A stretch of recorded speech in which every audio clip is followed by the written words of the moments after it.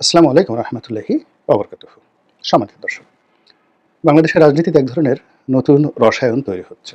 এটি খুব পরিকল্পনা করে করা হচ্ছে। এই রসায়নে বিএনপির রূপান্তর ঘটানো হচ্ছে। অর্থাৎ বিএনপির যে অবস্থান রয়েছে সেই অবস্থান থেকে বিএনপিকে টেনে হিঁচড়ে নামানো হচ্ছে।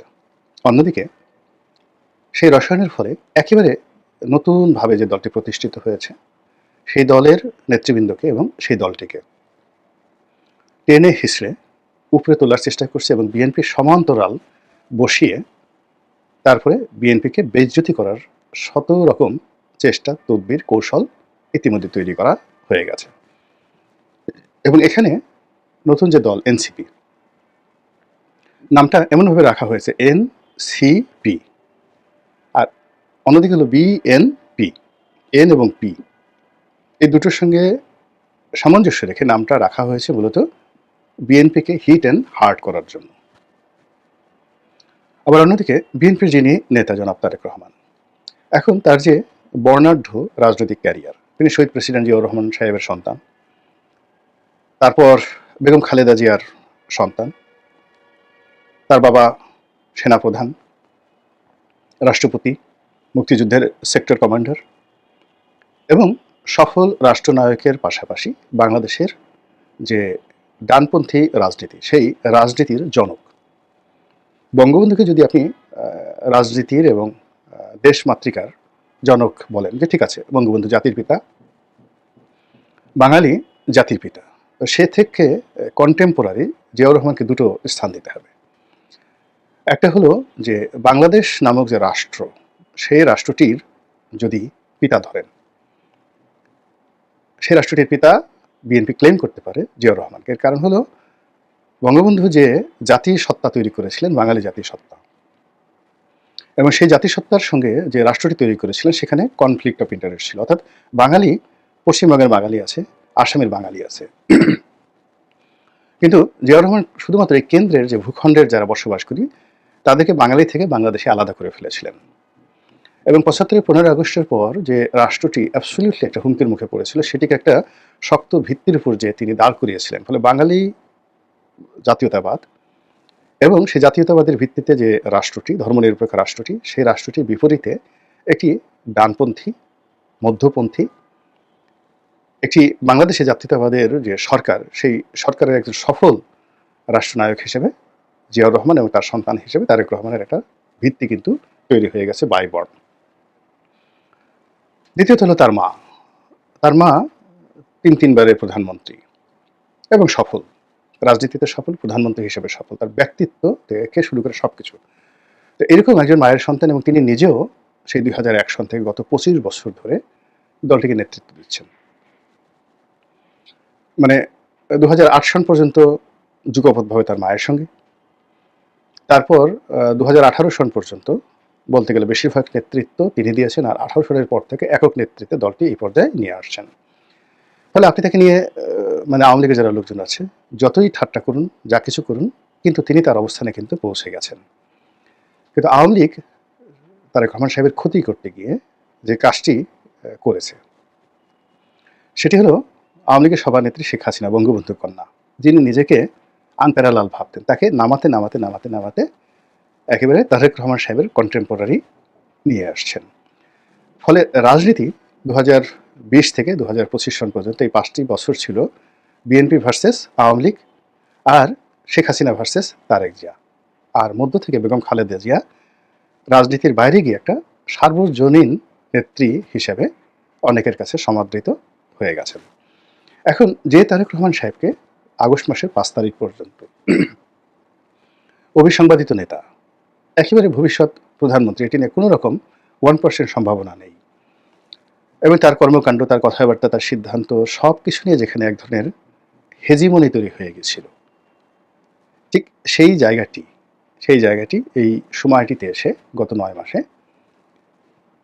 বর্তমান ডক্টর মোহাম্মদ ইউনূস সরকার এবং তার সঙ্গে যারা আছেন তাদের যে রণকৌশল, তাদের যে রাজনৈতিক কৌশল, সেই কৌশলে বিএনপির যে সর্বনাশ হয়েছে সেটা তো বিএনপির সব লোক বুঝতে পারছে সারা বাংলাদেশে। তারা বুঝতেও পারেনি যে যেমন ক্ষুধার্ত মানুষের সামনে আপনি যদি খাবার দেন, 3 দিন বা 7 দিন একটা মানুষ খায়নি, এরকম 1000 লোককে ছেড়ে দেন এবং আপনি 2000 লোকের খাবার দেন। তাদের যে চাহিদা, সেই চাহিদার 10 ভাগও তারা গ্রহণ করতে পারবে না। বাকি 2000 লোকের খাবার তারা একেবারে মাটির সঙ্গে মিশিয়ে দেবে, নষ্ট করে ফেলবে। এটা হলো মানুষের চরিত্র। আপনি মরুভূমিতে যদি একটা মানুষ 2 দিন তৃষ্ণার্ত থাকে এবং একেবারে মরণাপন্ন, ওই অবস্থায় তার সামনে যদি আপনি পানি দেন, ও মরে যাবে সঙ্গে সঙ্গে।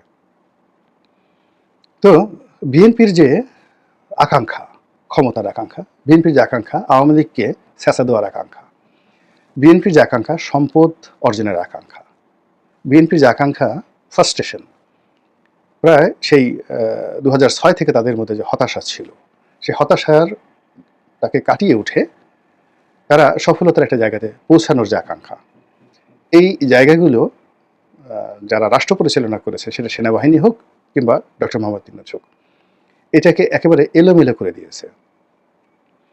তারা আওয়ামী লীগকে মানে খাদ্য হিসেবে, আওয়ামী লীগের সহায় সম্পত্তিকে খাদ্য হিসেবে ক্ষুধার্ত বিএনপি নেতাকর্মীর সামনে ফেলে দিয়েছে, পুরো সমাজকে তাদের কাছে দিয়ে দিয়েছে। ফলে দেখেন টেকনাফ থেকে তেঁতুলিয়া পর্যন্ত প্রত্যন্ত অঞ্চলে যে মবগুলো হয়েছে, আমরা কিছু মব দেখেছি যেটা এনসিপি করেছে দৃশ্যমান ঢাকাতে জেলা শহরগুলোতে, কিন্তু প্রত্যন্ত অঞ্চলে যে মবগুলো হয়েছে বা এখনো হচ্ছে, যে মামলা মোকদ্দমা, সামাজিক বিশৃঙ্খলা, যে চাঁদাবাজি, যা কিছু হচ্ছে, এই পুরো জিনিসটিকে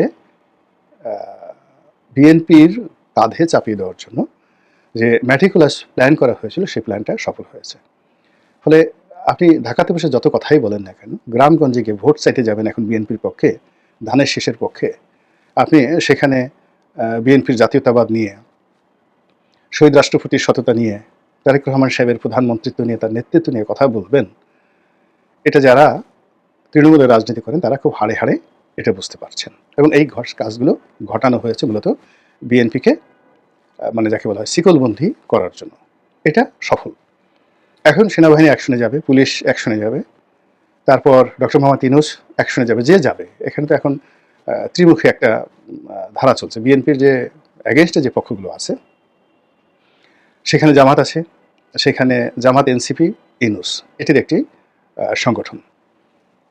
তারপরে আওয়ামী লীগ এবং তাদের যারা দস্যু রয়েছেন তারা, অথবা ধরেন সামরিক শাসন যদি আসে তাহলে মিলিটারি, মানে 3টি পক্ষ যারাই উইন করবে, এই 3টি পক্ষের 1 নম্বর টার্গেট হলো বিএনপি। এরপর অন্যান্য বিষয়গুলো আসবে এবং সেই টার্গেট ফুলফিল করার জন্য বাড়ি কোথায়, মোবাইল নম্বর কত টাকা কোথায় রাখছে, কি আছে, মানে এত চমৎকার করে ডকুমেন্টারি তৈরি করা হয়েছে যে এখান থেকে যদি বিএনপির প্রতিপক্ষ আক্রমণ শুরু করে, যেভাবে সুব্রত বাইনকে ধরল সেনাবাহিনী, সুব্রত বাইন বাংলাদেশে ধরেন সে 80-র দশক থেকে সে সব কিছু তছনছ করছে, কেউ তাকে রাখতে পারেনি, নেপাল রাখতে পারেনি, ভারত রাখতে পারেনি, বাংলাদেশ রাখতে পারেনি, তাকে কিন্তু ধরে ফেলা হয়েছে। তো একইভাবে বিএনপিকে ধরার জন্য যত রকম প্রস্তুতি সেটি কিন্তু করা হয়ে গেছে। এখন বিএনপিকে ছোট করতে হবে। তো ছোট করার জন্য বিএনপির যারা শীর্ষ নেতৃত্ব রয়েছে, সবার আগে সালাউদ্দিন সাহেবের ভার্সেস বিএনপির মির্জা ফখরুল সাহেব, এদের মধ্যে একটা অন্তর্দ্বন্দ্ব মানে শুরু করে দেওয়া হয়েছে। দ্বিতীয়ত, এটি যখন সালাউদ্দিন সাহেব সম্মুখ সারিতে এসেছে, মির্জা ফখরুল সাহেব যখন ব্যাক ফুটেছে চলে গেছেন, তখন সালাউদ্দিন সাহেবকে ট্যাগ দেওয়া শুরু হয়েছে যে উনি ভারতের লোক। আর যেহেতু তিনি তারেক রহমান সাহেবের খুব ঘনিষ্ঠজন, কাজে তারেক রহমান সাহেবও ভারতের রয়্যাল প্ল্যান অনুযায়ী কাজকর্ম করছেন, এরকম একটা ন্যারেটিভ ছড়িয়ে